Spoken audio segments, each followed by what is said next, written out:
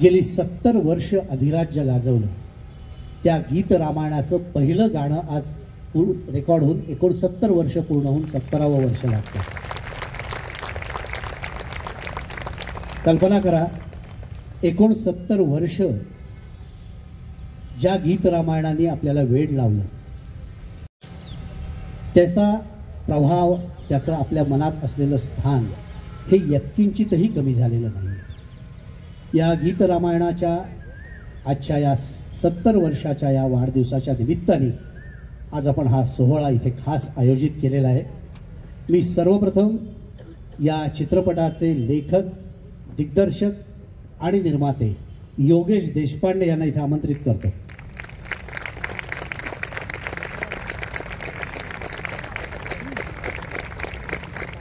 आणि सौरभ गाडगीळ जे या चित्रपटाचे प्रेझेंटर आहेत त्यांनाही मी विनंती करतो, सौरभ गाडगीळ कृपया स्टेजवर यावं.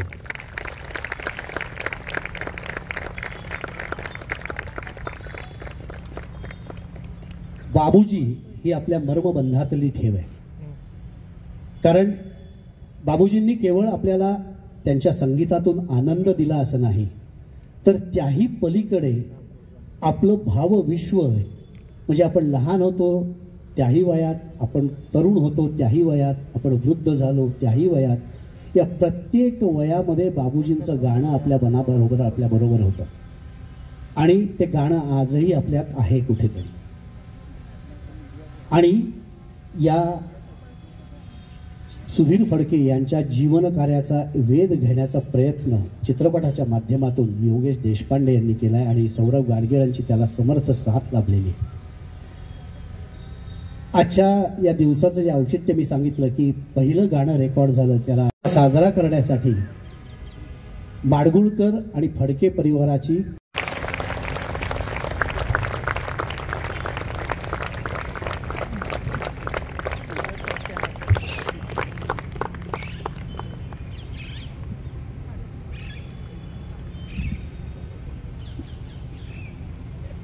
फडके यांचं इथे स्वागत करावं.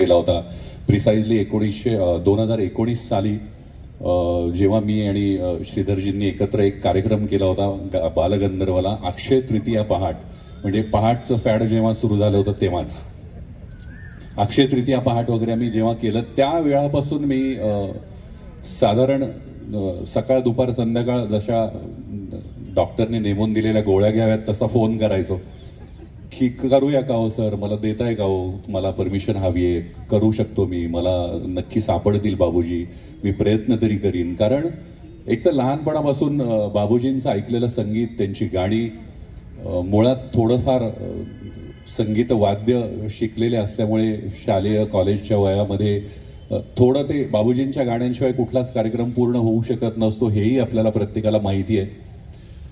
बाबूजींविषयीचं आकर्षण म्हणजे मी त्यांना ते जेव्हा वीर सावरकर चित्रपट चित्रीकरण चालू होतं पुण्यामध्ये टिळक रोडला महाराष्ट्र मंडळामध्ये, त्यावेळी मी बाबूजींना पहिल्यांदा पाहिलं होतं प्रत्यक्ष आणि भेटलो होतो, त्यांना बोलायला गेलो होतो. अत्यंत साधेपणानं ते माझ्याशी बोलले, मला आठवतही नाही इतकं साधं बोलले. म्हणजे कुठलंही असं स्टेटमेंट तुम्हाला सांगता येईल असं काहीही संभाषण नव्हतं. आणि मला का कोण जाणे त्यांच्याविषयी प्रचंड आकर्षण, एक तर त्यांची देशभक्ती, सावरकर भक्ती, संघप्रेम, संगीत प्रेम, आणि तू म्हणालास तसं चित्रपट करण्यासाठी म्हणून प्रवृत्त व्हावं किंवा त्याच्यासाठी आपल्याला एक किक बसावी, जे ते म्हणजे त्यांच्या आयुष्यामध्ये असणारा संघर्षमय प्रवास.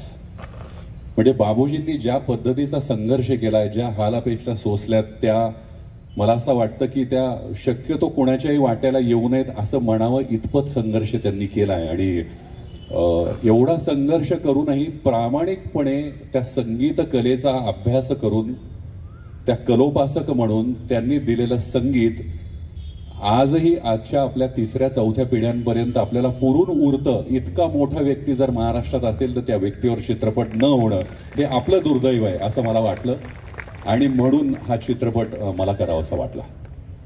काय आहे योगेश, चित्रपट करावासा वाटणं हे ठीक आहे, म्हणजे ही उर्मी आहे, पण हे शिवधनुष्य पुढे पेलणं शेवटपर्यंत हे त्याच्याही पेक्षा मोठं आव्हान होतं आणि ते तू उत्तमरित्या पेललंयस. ते 1 मेला कळेल. नाही, पण चित्रपट पूर्ण झालाय त्यामुळे हे पेललंयस असं आता आपण म्हणू, कारण 3 वेळा तो अयशस्वी प्रयत्न झालेला ताणलाय असं म्हणायला हरकत नाही. 3 वेळा तो अयशस्वी प्रयत्न झालेला आहे. होय होय. तर हा जो संपूर्ण प्रवास होता ना, याच्यात रिसर्च हा खूप महत्वाचा भाग आहे. हो हो. तर त्याच्याबद्दल सांगा. बाबूजींच्या अवतीभोवती असणाऱ्या, त्यांना भेटलेल्या अत्यंत सर्वसामान्य व्यक्ती, त्यांचे कार्यक्रम अटेंड केलेल्या, पुण्यामध्ये कार्यक्रम होत असताना मग ते अगदी दगडूशेठ हलवाई गणपती महोत्सव असो किंवा कुठलाही गणेशोत्सवातला कार्यक्रम असो, अशा कार्यक्रमांमध्ये, गीत रामायणांच्या कार्यक्रमांमध्ये विविध लोक ज्यावेळी भेटी द्यायच्या त्यावेळी मी अगदीच म्हणजे लहान असेल, त्यामुळे मला ते आठवतही नाही की कशा पद्धतीनं तो कार्यक्रम होत होता. त्याच्यामुळे कदाचित माझी पाटी कोरी होती असं मी म्हणेन, की त्याच्यावर आता नव्यानं काहीतरी लिहिणं हे मला प्रत्येक वाक्य लिहिताना, प्रत्येक सीन लिहिताना तो स्क्रीन प्ले मधला मला असं वाटत होतं की हे कदाचित माझ्या कन्व्हिक्शननुसार हे छान आहे आणि हे प्रेक्षकांना आवडेल. ह्या सगळ्याची मोड बांधत असताना माझ्याबरोबर एक अत्यंत जबरदस्त एन्सायक्लोपीडिया होता श्रीधर सरांच्या रूपामध्ये, की काहीही कुठलाही प्रसंग मी त्यांना ऐकवल्यानंतर ते मला सांगायचे हे ओके आहे किंवा हे नाही आहे. म्हणजे ते चूक दाखवण्या या अर्थाने नव्हे, पण तो तपशील पडताळून पाहणं हे बायोपिकमध्ये फार गरजेचं असतं असं मला वाटतं. आणि मग तो तपशील कोणी पाहायचा, कोणी पडताळून पाहायचा, तर तो यांच्याशिवाय दुसरं कोणी नव्हतं.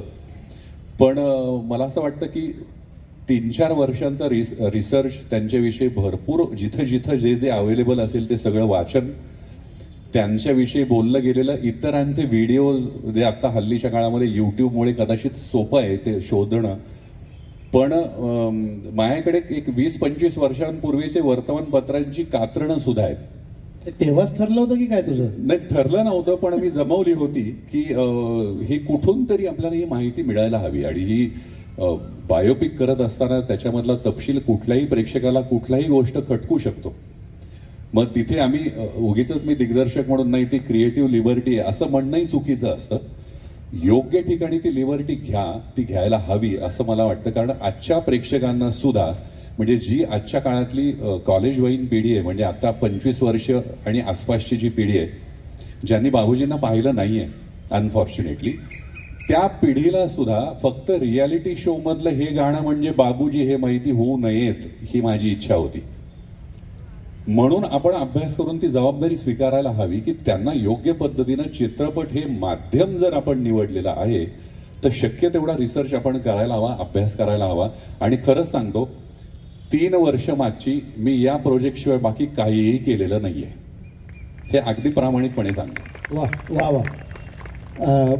मी श्रीधरजी तुमच्याकडे येण्यापूर्वी सौरभ गाडगीळ तुमच्याकडे येतो.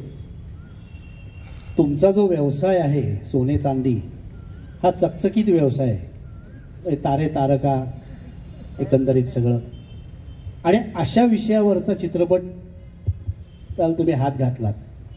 म्हणजे एक गाडगीळ ही परंपरा आहेच आहे पुणेकरांमध्ये, आणि संस्कृतीचं एक कायम पाठीराखे असतात गाडगीळ, हे आम्हाला सगळे ना मान्य आहे. पण नेमका या चित्रपटाच्या पाठीशी उभं राहण्यामागची तुमची भूमिका काय होती? नमस्कार. तुम्ही योग्य प्रमाणे म्हटलात की आमचं काम दागिने घडवणं आणि लोकांना सुंदर करणं हे खरं आमचं काम आहे. आणि याच कामामध्ये आम्ही गेले 15-20 वर्ष अनेक सिनेमांसाठी दागिने करणं, कलेक्शन्स करणं, पण ते काम तिथे आमचं क्रिएटिव्ह काम होतं की त्या सिनेमाला वेशभूषा कशी आहे, मग तिथे जे आता योगेश म्हटला ते काम आम्ही करायचो. त्या काळात दागिने कुठले घालायचे, बरे छत्रपती शिवाजी महाराज असतील, नंतर संभाजी महाराज असतील, आपल्या मधल्या काळात आम्ही अनेक चित्रपट बरोबर ऐतिहासिक केले होते. आणि या सगळ्यामध्ये दागिन्यांचं एक महत्त्व होतं आणि ते आम्हाला कळायचं, ते आम्ही करायचो, ते लोकांना दाखवायचो, ते विकायचो. आणि ते चालू असताना योगेश मित्र आहे, पण त्याचबरोबर लॉकडाऊनच्या कोविडच्या काळात आम्ही जरा वेगळ्या जाहिराती केल्या होत्या, म्हणजे असंच 5-6 मिनिटं यूट्यूबच्या क्लिप्स केल्या होत्या. आणि त्याच्या मागचं एक कॉमन थीम होती की त्या काळात आनंदी राहणं, मग त्याच्यात वेगवेगळे प्रसंग दाखवणं आणि लोकांपर्यंत पोहोचवणं की काळ अवघड आहे, पण आशा सोडू नका आणि पुढे काहीतरी चांगलं नक्की होईल यातनं. तर अशा या सगळ्या आम्ही एक 10-12 वेगवेगळ्या छोट्या छोट्या मालिका केल्या होत्या आणि त्या झाल्यावरती कोविड झाला, परत व्यवसाय सगळं चालू आलं आणि योगेश मला बोलताना म्हटलं की एक विषय बोलायचा आहे, एकदा वेळ असताना मी बोलायला येतो. आणि त्यावेळेस तिने हा मला विषय सांगितला की असा असा म्हटला विषय आहे, ह्याच्यावर मला एक चित्रपट करायचा आहे, आपण मिळून करायचा का. आता मी म्हटलं की ह्याच्यात करणार कोण कोण आहे, काय नक्की आहे.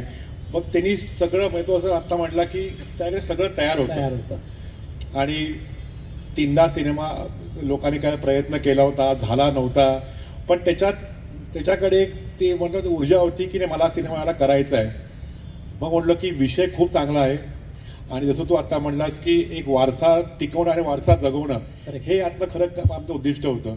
हा सिनेमा पैसे कमावणे आम्ही खरं केलेला नव्हता. आम्ही जे बाकी दागिने करतो, कलेक्शन करू, ती विकू, त्यातनं पैसे कमवा, तो व्यावसायिक विषय होता. हा विषय असा होता की एक एवढा मोठ्या व्यक्तीवरती हा सिनेमा झालेला नाही आतापर्यंत. आपण बघतोय की प्रत्येक देशात अनेक कलाकार होऊन गेले, त्यांच्यावरती सिनेमे झालेले आहेत, लोक बघतात ती. मग ह्यांच्यावर सिनेमा का झालेला नव्हता आणि मग तो आपण करायला पाहिजे. या ह्याच्यातनं आम्ही या दोघांनी एकत्र येऊन हा प्रोजेक्ट उचलला आणि मला वाटतं 8-9 महिन्यात सगळं हा प्रोजेक्ट पूर्ण झाला. आणि जसं आता योगेश म्हटला की श्रीधरजींच्याला खूप मदत होती, कारण ते प्रत्येक गोष्टीमध्ये ॲक्टिव्ह होते आणि व्हॉट्सॲपवरती लगेच रिप्लाय करायचे. म्हणजे आपण म्हणतो आजच्या काळानुसार ते वागतात, जगतात. आणि त्यामुळे करताना मला खरंच योगेश म्हणजे त्रास काही दिला नाही सिनेमा करताना. तो फक्त म्हणायचा अरे चेक तयार आहे ना, पुढचं पेमेंट करायचं आहे, बाकी मला तरी त्रास काही दिलेला नाहीये. सगळा सिनेमा म्हणजे कलाकारांपासून तो दाखवायचा, मी ह्याला कास्ट केलाय, तुला काय वाटतंय.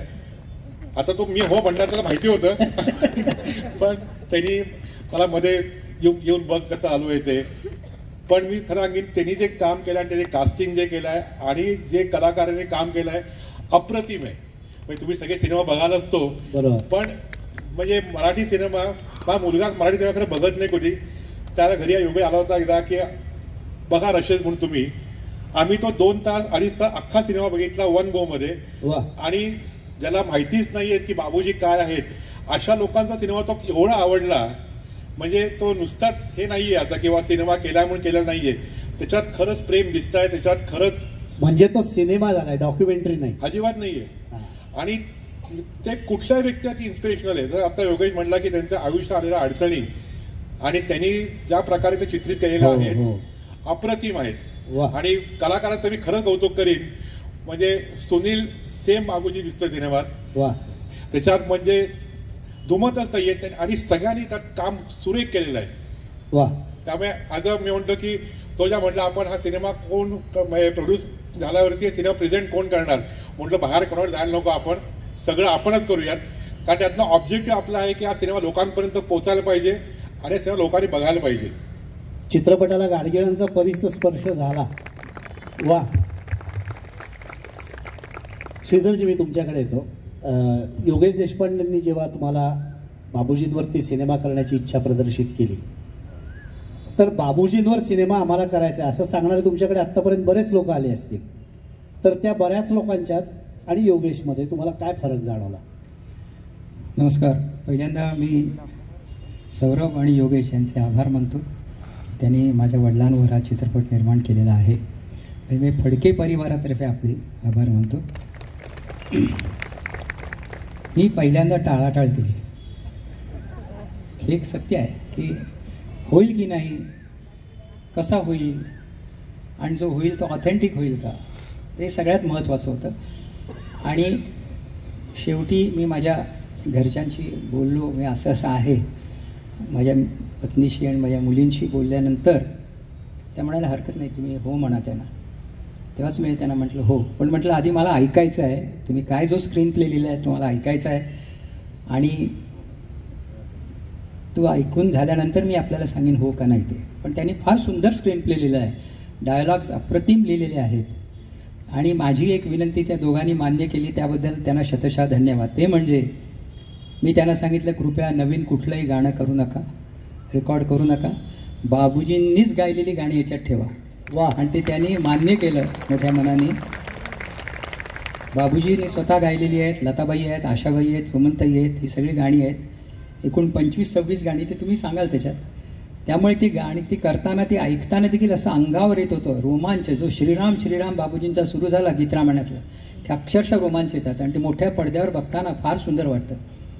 आणि हा प्रवास चालू झाला, रेकॉर्डिंग झालं, आता लवकरात लवकर होईल असं वाटतंय. हे होणारच आहे तो. पण प्रत्येक टप्प्यावरती चित्रपट चालू असताना तुम्ही तो मॉनिटर करत होतात का? काही काही वेळेला केला होता. आता त्यांचं जेव्हा शूटिंग चालू झालं तेव्हा त्यांनी मला बोलवलं होते काही प्रसंग बघायला. मी त्यांना 2-3 सजेशन दिल्या, त्यातल्या एकच त्यांनी मान्य केली, 2 नाही केली. योगेश बरोबर आहे? नाही, आता हो बरोबर आहे असंच म्हणीन, कारण नाही ठीक आहे, गंमत आहे. परंतु जो प्रसंग मला माहिती होता, माडगुळकर काका, मी माडगुळकर काकाच म्हणतो, त्यांचा आणि बाबूजींचा पहिला घडलेला संवाद काय होता त्याच्यात त्यांनी तो छान घेतलेला आहे तो प्रसंग. आणि मुख्यतः पिक्चर पूर्ण झाल्यानंतर ते बॅकग्राऊंड म्युझिक आमचं चर्चा झाली की मी करायचं असं ठरलं. आणि त्याच्या आधी सर्व गाणी, मी तो टेक्निकल मुद्दा तुम्हाला थोडक्यात सांगतो की आता जो आहे सगळा काळ बदललेला आहे. आपण जेव्हा पडद्यावर सिनेमा बघतो ते 5 स्पीकरमधनं त्याचा साऊंड ऐकू येतो, 5.1 म्हणतात. आणि पूर्वीचे सर्व गाणी ही 2 ट्रॅक्स किंवा म्हणजे स्टिरिओ किंवा सिंगल ट्रॅकमध्ये असायचे. तर आता नवीन एक सॉफ्टवेअर आलं आहे AI आर्टिफिशियल इंटेलिजन्सचं, तर त्या रेकॉर्डिस्टनी ते वापरलं आणि गाणी आणि त्यातलं मधलं म्युझिक हे सेपरेट केलं. आणि त्यामुळे आता काय झालं, गाणं आहे तसंच राहिलं मुख्य, आणि 30 म्युझिक पीसेस आम्ही परत सगळे रेकॉर्ड केले आहे तसेच, आणि ते 5.1वर आता डिस्ट्रीब्यूट होतील. त्यामुळे ते ऐकायला फार सुंदर वाटेल. आणि बॅकग्राऊंड म्युझिक करताना मी माझ्या पद्धतीनेच करायचा प्रयत्न केलेला आहे, आत्तासारखं नाही केलं. नाही नाही, जे त्या सिनेमाला धरून आहे तसंच करायचं. आपण सगळे सांगाल मूल्यमापन आपण करणार आहात, मी नाही करणार. नाही, निश्चितच ते उत्तमच झालेलं असणार असा आमचा विश्वास आहे तुमच्याबद्दलचा. आज ज्या औचित्याने हा कार्यक्रम इथे संपन्न होतोय की पहिलं गाणं रेकॉर्ड होऊन आज 69 वर्ष पूर्ण झालेली आहे. हो, त्या गाण्याला सुद्धा एक कथा आहे, त्या गाण्याची सुद्धा एक जन्मकथा आहे. कारण गीत रामायणाच्या मला वाटतं बऱ्याच गाण्यांच्या काही काही जन्मकथा आहेत, त्या काही आपण यांच्याकडनं ऐकणार होतो दोघांकडनं. पण जे पहिलं गाणं आज रेकॉर्ड झालं ते होतं स्वये श्री राम प्रभू ऐकती कुशलव रामायण गाती. आणि त्या गाण्याची एक गोष्ट आहे छान रंजक, की आपण श्रीधरजी नाही आधी तुम्ही आनंद सांगले. बरं आनंदजी तुम्ही सांगा.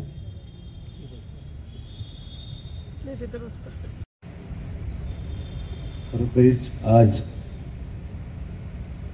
गीत रामायणातलं पहिलं गाणं आकाशवाणीवरून प्रक्षेपित झालं, त्याला 69 वर्ष पूर्ण झाली आहेत. तर श्रीधर, मला असं वाटतं की आपल्या आयुष्यातला सुद्धा हा एक भाग्ययोग आहे की ज्याची सुरुवात आपण लहान होतो त्यावेळेला, तरी सुद्धा एक काही इम्प्रेशन त्यावेळेलाही मनावर.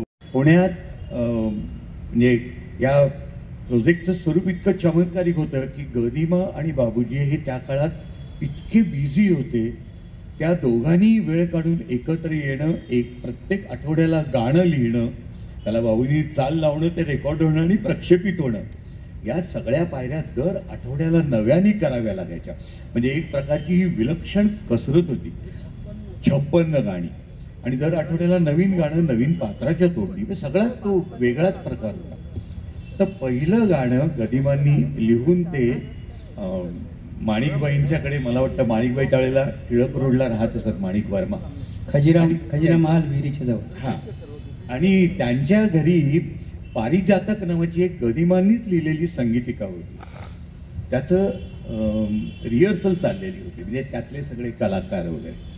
गदिमा तिथं गेले कारण संध्याकाळी ते फिरायला वगैरे बाहेर पडायचे, आणि त्यांनी ते गाणं तिथं एकदा वाचून दाखवलं. सगळ्यांना आवडलं आणि बाबूजी म्हणले की आता रात्री आकाशवाणीवर जमून ते रेकॉर्ड करून दाखवू.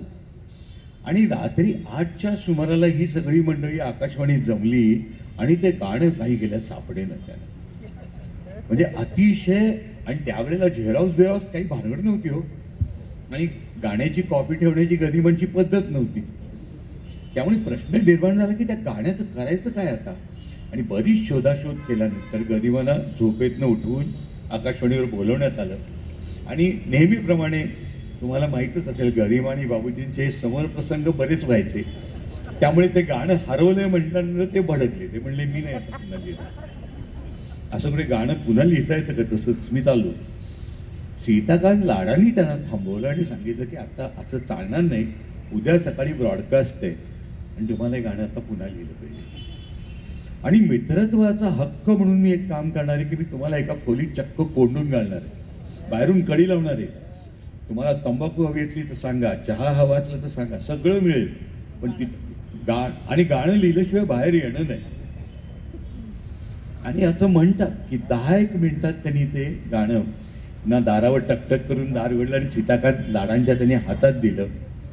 आणि सीताकांत लाडांनी नंतर एका लेखात असं लिहिलंय की माणिकबाईंकडे ज्या गाण्याचं गदिमांनी वाचन केलं होतं त्या आणि आत्ता दिलेल्या गाण्यात अक्षरशः काहीही फरक नव्हता. फक्त ज्योतीने तेजाची आरती ही एक ओळ फक्त नवीन त्यांना आढळली. हे त्यांनी तिथं नमूद केलंय. दुपारी जे गाणं त्यांनी वाचून दाखवलं ते त्यांच्या मनात, त्यांच्या प्रतिभाशक्तीत ऑलरेडी कुठेतरी रेकॉर्ड झालेलं होतं.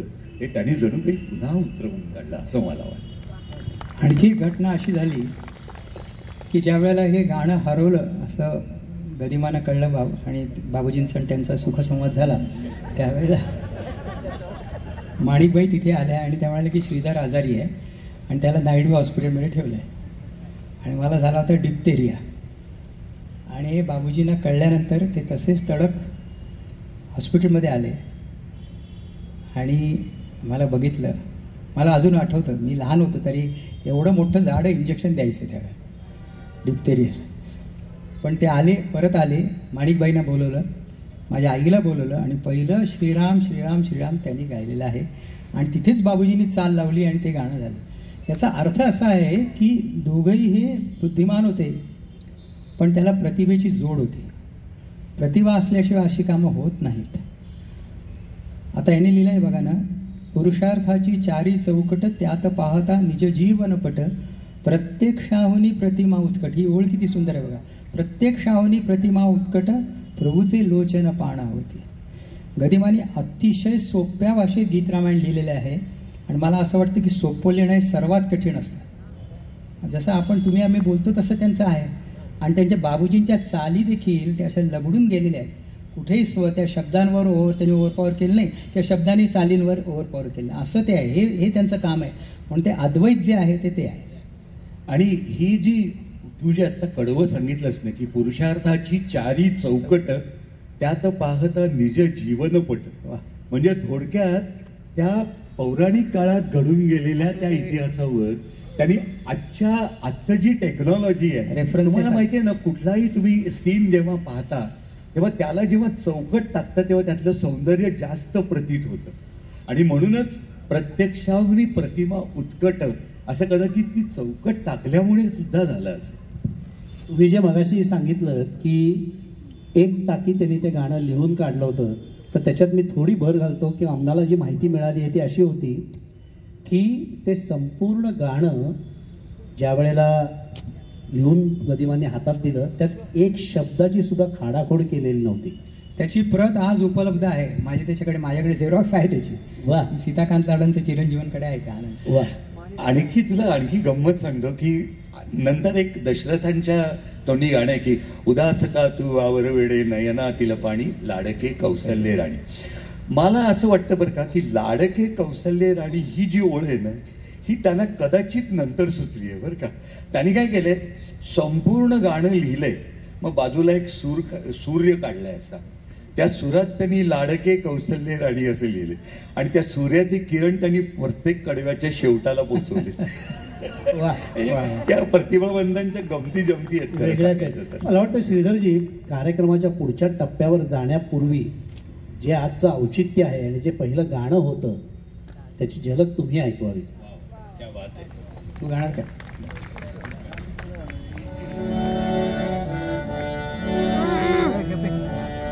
एक कडवा म्हणतो, श्रीराम श्रीराम श्रीराम श्रीराम श्रीराम श्री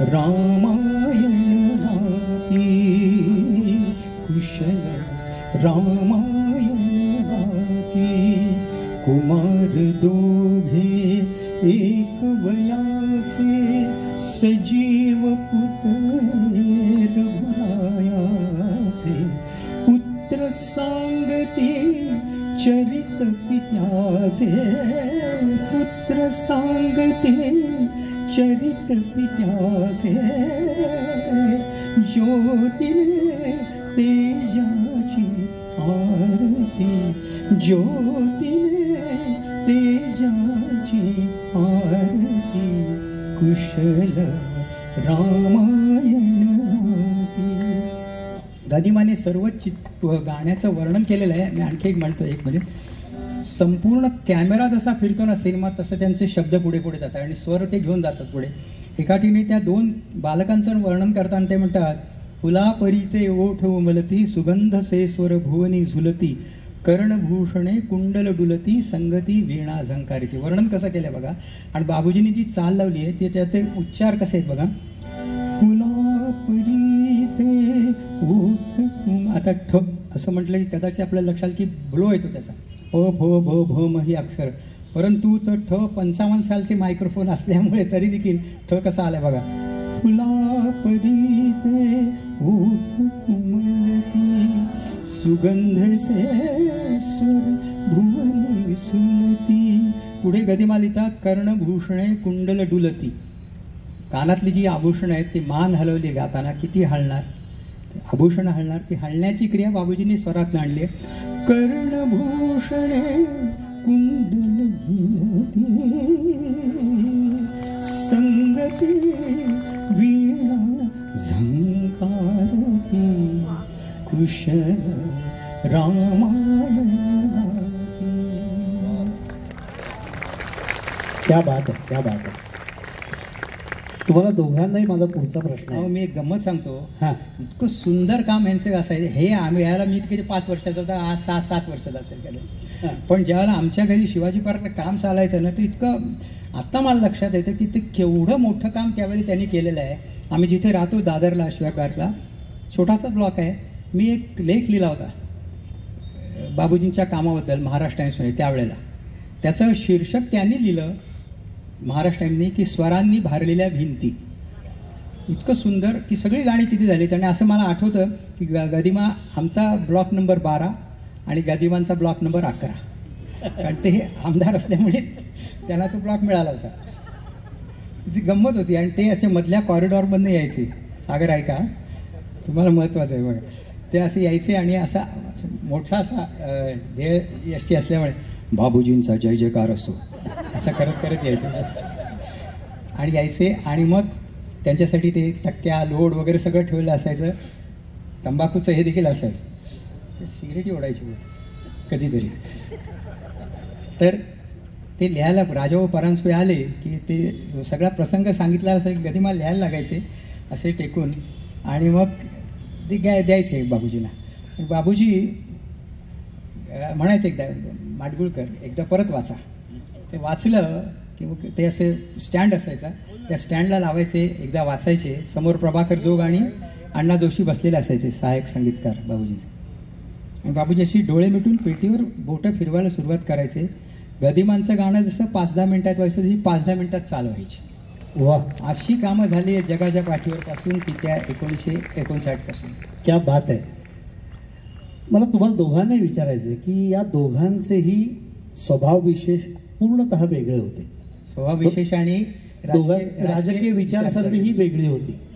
पण तरी सुद्धा म्हणजे मग तुमच्या माहितीसाठी सांगतो की बाबूजींनी एकंदरीत 83 मराठी चित्रपटांना संगीत दिलं आणि त्याच्यातल्या 332 गाणी ही माडगुळकरांनी लिहिलेली आहेत. 332 गाणी माडगुळकरांची ती ज्यांना बाबूजींची चाल आहे. एवढं मोठं काम या दोघांनी करून ठेवलेलं आहे आणि ती एकापेक्षा एक अजरामर गाणी आहेत. तर पूर्ण स्वभाव वेगळे, राजकीय विचारसरणी वेगळी, तरी सुद्धा ही दोघंही प्रतिभावान माणसं इतके वर्ष कशी काय एकत्र राहिली. मला व्यक्तिशः असं वाटतं की दोघांचे स्वभाव खूप वेगळे होते. दोघांच्या राजकीय निष्ठा फारच वेगळ्या होत्या, पण एकमेकांच्या गुणाबद्दल त्यांना एक विलक्षण विश्वास होता, आदर होता. एक सहज किस्सा सांगतो बरं का, गमतीशीर आहे. तो किस्सा असा की एका चित्रपटाची गाणी बाबूजी करणार होते, गरिमा लिहिणार होते. 6 गाणी होती पिक्चरमध्ये, त्यातली 5 त्यांनी लिहिली आणि एक गाणं त्यांचं लिहायचं राहून गेलं. 1 महिना झाला, 2 महिने झाले, तर ते निर्माते थोडे अस्वस्थ झाले ना, कारण आता आपल्याला माहित असेल की वेळ गेला वाया की निर्माता अस्वस्थ होतो. नाही, त्यांना माहिती आहे, पण त्यांना तो अनुभव नाहीये. चांगलं आहे. नाही, मंडळी त्याही वेळेला चांगली होती, पण तरी वेळ लागायचा बरं का. तर त्या निर्मात्यांच्या बरोबर एक त्या काळात नव्याने उभारी घेणारे असे कवी यायचे. तर मग त्यांना सांगितलं की अहो, तुम्ही कवी आहात, म्हणजे तुम्ही लिहा की गाणं.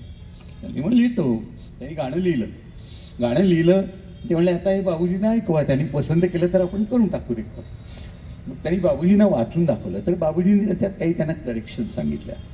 मग महिन्याभरानंतर पुन्हा गेले तेव्हा पुन्हा त्यांनी वेगळ्या काहीतरी करेक्शन सांगितल्या. थोडक्यात त्यांच्या असं लक्षात आलं की हे काही नीट चालत नाहीये भक्ती आपली. आणि गंमत म्हणजे 1-2 महिन्याच्या काळात गरिमाने ते गाणं कधीतरी लिहून टाकलं बरं का. मग ते गाणं गंमत म्हणजे त्यांच्या कवींच्याकडेच दिलं की आता हे तुम्ही बाबूजींना लिहून द्या. त्या कवींनी आता गंमत करायचं ठरवलं. त्यांनी ते गाणं स्वतःच्या अक्षरात लिहून काढलं आणि बाबूजींच्याकडे, बाबूजी आता हे कसं वाटतंय बघा. बाबूजींनी ते त्यांच्या त्या पद्धतीप्रमाणे वाचलं. हे माडगुळकरांचं आहे का? म्हणजे बघा तुम्हाला की त्यांना एकमेकांच्या आंतरिक शक्तीची इतकी उत्कृष्ट जाणीव होती. आणि याची अनेक उदाहरणे, म्हणजे अनेकदा ते एक शब्दासाठी हटून बसायचे, त्यासाठी भांडायचे, पण कधी कधी जर मनापासून पटलं तर ते मान्य करून टाकायचे. एक किस्सा आता तुला कदाचित माहीत असेल की जगाच्या पाठीवरचं गाणं होतं आणि गरिमांनी शब्द लिहिले होते, हे जग बंदिशाला कुणी न येथे भला चांगला जो तो पथ चुकलेला. बाबूंनी ते गाणं वाचलं आणि ते म्हणाले की अण्णा, याच्यात हे जग बंदिशाला ऐवजी जग हे बंदिशाला असं केलं तर चालेल का? ते म्हणले का, कशासाठी? आणि काय होतंय, मला हे वर थोडासा स्वराचा ठहराव द्यायचा आहे आणि तो ठहराव मला, तो जर शब्द बदलला तर तिथं देता येत नाहीये. आता गरिमांचं संगीताचं ज्ञान म्हणजे पुलनी वगैरे आपल्याला सांगितलंय, पण गरिमांच्या ते बरोबर लक्षात आलं आणि त्यांनी म्हणले की कर, तुला हवं तसं कर. आणि मग ते जग हे बंदिशाला असं झालं. या उलट बरं का श्रीधर, लीन ते चारू ते सीते या गाण्याची वेळची एक आठवण आहे की बाबूजी त्यांना नंतर असं म्हणले की अरे 3 एकारांत शब्द एका पाठोपाठ येत आहे, लीन ते चारू ते सीते. थोडंसं चाल लावायला अवघड होईल, तर काही करता येईल का? गरिमा म्हणले की नाही, शब्द व्यवस्थित आहे. तुला म्हणले मी एक ऑप्शन सुचवतो, तुला हवं असलं तर तू हे गद्यात म्हण. तर बाबूजी म्हणले नाही, तसं नाही चालणार. आणि मग बाबूंनी त्याच पद्धतीनं त्याला पुन्हा चाल लावली. म्हणजे ही एक त्यांच्याची जिद्द होती ना. ते एक लाखाची गोष्ट मधलं एक गाणं आहे, त्या तिथे पलीकडे तिकडे, त्या गरिमाने त्या तिथे तिकडे पलीकडे लिहिलं होतं. बाबूजी म्हणले माडगुळकर तो तिकडे तिकडे टाका आणि पलीकडे इथे. बरोबर. मला वाटतं की रामजन्माचं जे गाणं आहे, जे पंचवटीत माडगुळकरांनी लिहिलंय, तर त्याचा पण एक खास किस्सा आहे. हो, तर म्हणजे खरं सांगायचं तर खूप गीतरामायणाचे किस्से सुद्धा खूप प्रसिद्ध आहेत. की कधी नव्हे ते गरिमा दुपारचे मुंबईहून परत आले आणि ते म्हणले आता मला हे गाणं लिहिल्याशिवाय मी उठणार नाही. आणि आमच्या बंगल्याच्या मागे एक छान तुळशी कट्टा आहे, अजूनही आहे पंचवटीच्या, आणि तिथं त्यांनी बैठक घालून घेतली नोकरांच्याकडनं वगैरे, आणि तिथं ते बसले की आता हे गीत झाल्याशिवाय उठायचं नाही. मग हळूहळू संध्याकाळ झाली, कुणीतरी तिथे एक बल्ब आणून लावला, रात्र झाली तरी ते तिथंच बसले होते. आणि मग उन्हाळ्याचे दिवस होते आणि आमच्या बंगल्याच्या वरच्या मजल्यावर एक खोली आहे, तिथं चतुर्शृंगी टेकडीवरची अशी गार झुळूक येते, म्हणून त्याला आम्ही सगळी भावंड महाबळेश्वर असं म्हणायचो वर. तर तिथं माझी आई झोपली होती, उन्हाळ्याचे दिवस होते. तर रात्री 1:30-2 वाजता तिला जाग आली आणि हे खाली तसेच बसलेले होते आणि कागदावर काहीही उमटलेलं नाही, एकही शब्द नाही. तर तिनं गमतीनं विचारली की काय हो, रामाचा जन्म होतोय की नाही. गदिमान याचं तिच्याकडे थोडं तीव्र नजरेनं पाहिलं. ते म्हणले काय इथं कोणी काही माडगुळकर जन्माला यायचं नाहीये, साक्षात प्रभू रामचंद्र जन्माला यायचे, वेळ लागायचा. पण पहाटेच्या आत त्यांनी ते गाणं लिहून पूर्ण केलेलं होतं. वा. सांगा ना. काय होतं की मग अशा आनंदने सांगितलं की एकमेकांविषयी अतीव आदर आपल्या त्यांच्या बुद्धिमत्तेबद्दल आणि प्रतिभेबद्दल. त्यामुळे जे गदिमान दिले त्याला तशीच चाल यायला पाहिजे असं हे होतं. बाबूजींचा कटाक्ष असायचा. तर एक गाणं होतं पराधीन आहे जगती. त्यावेळेला ह्या किस्सा जोगसाहेबांनी सांगितला आहे, प्रभाकर जोगाचा. बाबूजींनी इथेच पुण्यात सदाशिव पेठेत गोपाळ गायन समाजाची एक खोली भाड्याने घेतली होती आणि जोगसाहेब राहायचे लिमयवाडी. आणि बऱ्याच वेळेला ते मग काही सांगितलं गदिमा बिझी असायचे, बाबूजी रस्ते असायचे, गाणी आयत्या वेळेला हाती यायची. ते एकदा कधी कधी जोगसाहेब गेले त्यांच्याकडे गाणं आणायला की ते म्हणे आला रामाचा दूत आला. पण रामाचं म्हणजे बाबूजींचं नाव रामच आहे पहिले. तर हे गाणं आणलं आणि बाबूजींनी त्याला चाल लावली. दुसऱ्या दिवशी सकाळी ते निघाले. रास्तापेठेत रिक्षा आली तर बाबूजी त्यांना म्हणाले जोग मी तुम्हाला काल जी चाल सांगितली ती मला पटली नाही आहे, कारण त्या चालीमुळे हा संपूर्ण प्रसंग करुण होतो. याच्यात कारुण्य नाही आहे, याच्यात गदिमांनी माणसाच्या जीवनाचं सार लिहिलेलं आहे. त्यामुळे मी ती चाल बदलली आहे आणि आत्ता मला रिक्षात दुसरी चाल सुचली आहे. म्हणजे बघा कसं असेल, बघूया काय होतं ते. आणि कॉन्फिडन्स खूप. ते स्टुडिओत गेले ते म्हणले ही 2 ओळींची चाल आहे. दैवजात दुःखे भरता दोषणा कोणाचा, पराधीन आहे जगती पुत्र मानावाचा. याची चाल तुम्ही वादकांकडनं लिहू मी देतो, तुम्ही नोटेशन करा आणि द्या बघतो काय होते. आता तुम्ही आहात आकाशवाणी.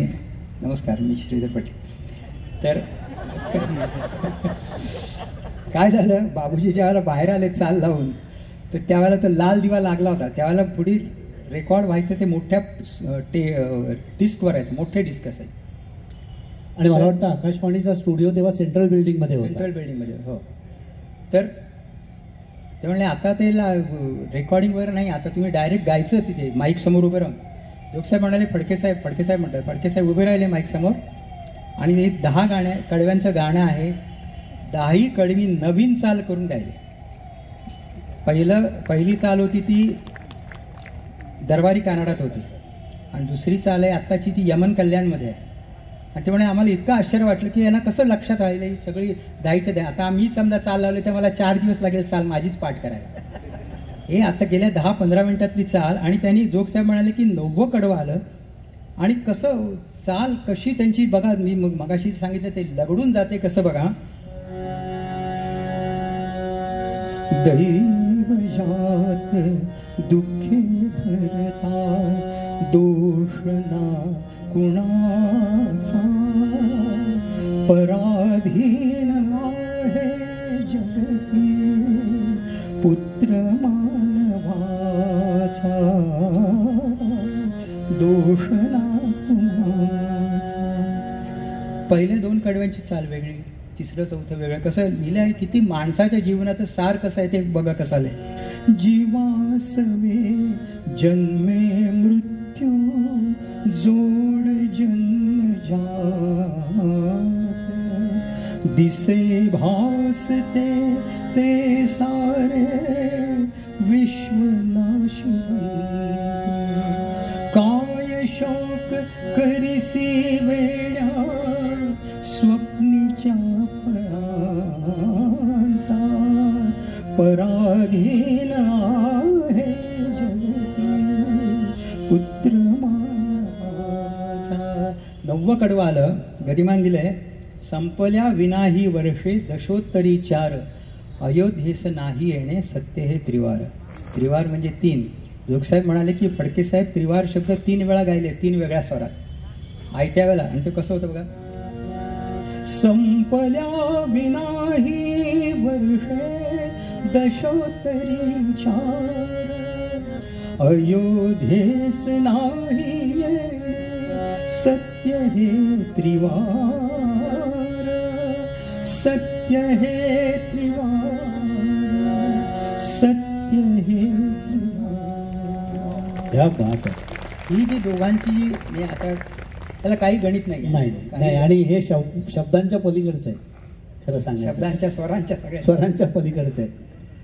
खरोखर ही मंडळी एका विशिष्ट ध्येयाने झपाटून काम करणारी होती असं म्हणायला हरकत नाही. कारण आकाशवाणीच्या त्यावेळच्या सरकारी नियमानुसार सुधीर फडक्यांना प्रत्येक गीताच्या चाल करण्यापासून सर्व गोष्टी करण्यापर्यंतचे एका गाण्याचे 300 रुपये आणि गदी माडगुळकरांना गीत रामायणाचं एक गाणं लिहिण्याचे 25 रुपये आकाशवाणीकडनं मिळाले होते. आणि या इतक्या तुटपुंज मानधनावर सुद्धा यांनी इतिहास घडवणारी 56 गाणी लिहून ते गीत रामायण अजरामर केलं. ते हा किती मोठा ध्यास असेल. आणि एवढी मोठी कलाकृती घडवून सुद्धा हे आमचं नाही, आम्ही केलं नाही, तर हे आमच्याकडनं घडवून घेतलं. हीच त्या दोघांची भावना होती. हे मला वाटतं त्यांच्या मोठेपणाची साक्ष देण्यासाठी पुरेसं आहे. एकच उदाहरण सांगतो. हो. लताबाईंचं आहे. लताबाई त्याच्यात एक गाणं गायलंय, माझं सांग लक्ष्मणा जाऊ कुठे. मी त्यांना विचारलं मध्ये त्या 4 वर्षापूर्वी 5 वर्षापूर्वी भेटायला गेलो त्या, म्हणलं सांगाल का थोडंसं काही. तर त्यांनी सांगितलं की मी पुण्याला आले डायरेक्ट स्टुडिओत गेले आणि मला फडके साहेबांनी गाणं सांगितलं आणि मी गायले. म्हणजे त्यांची ही बघा बुद्धिमत्ता केली. 1-2दा फक्त चाल सांगितली आणि ती म्हटली. आणि ती चाल इतकी वेगळी आहे बघा, ते जोगियामध्ये केली आहे. मज सांग लक्ष्मणा जाऊ कुठे, पती चरण पुन्हा मी पाहू कुठे,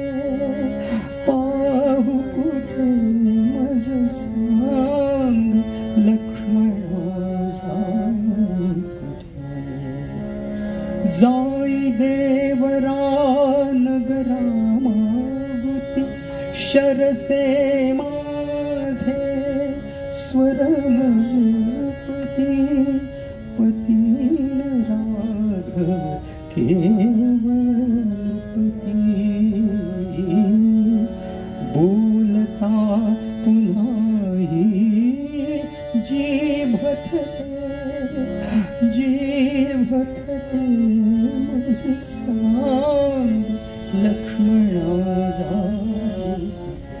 बाबूजींनी शेवटचं कडवं तालाशिवाय केलं. तो जर परिणाम साधायचा असतो त्यांनी कसं केलं बघा.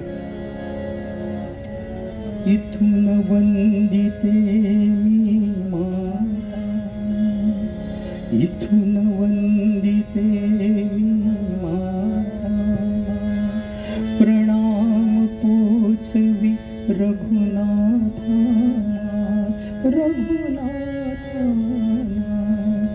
आशीर्वच तुझ घे जाताना,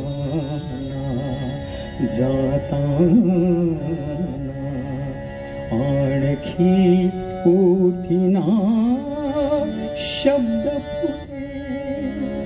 श्रीराम श्रीराम श्री.